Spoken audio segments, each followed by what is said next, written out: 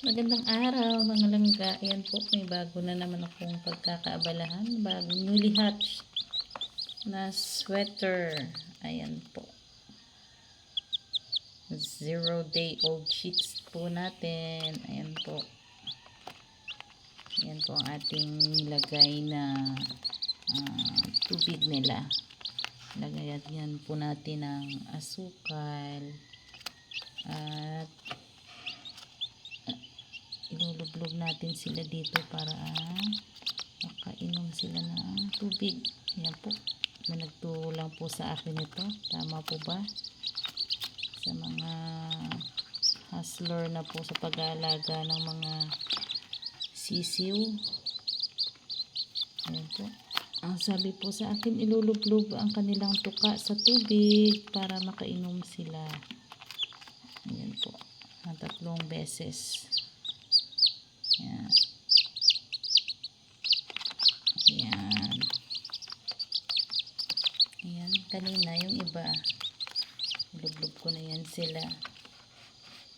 Medyo yung sa ilaw ng ating pansamantala dito ko po muna sila nilagay.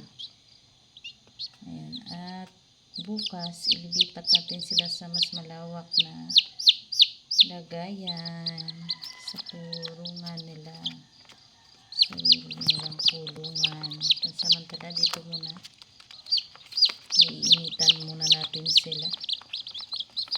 Iilawan ng pansamantala dito. Ayan po, dyan ko po muna sila nilagay sa kalahating galon na sa blue na galon. Ayan po. Ayan po ang ating 11 na newly hatched chicks. Ayan po. Kanina lang yan. Kanina lang. Ayan ang ating bagong pagkakaabalahan. Kainom na ba ikaw? Kainumin natin.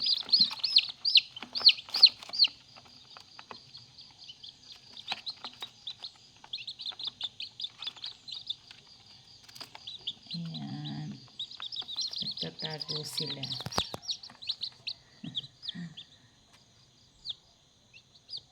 Ayan po ang aking sweater chicks. Thank you for watching, guys. Please subscribe my channel sa iba pang mga videos. Updated po kayo sa aking mga videos. Ayan po, sa aking mga alagang manok, sa aking mga alagang sisiw. Ayan po, thank you for watching.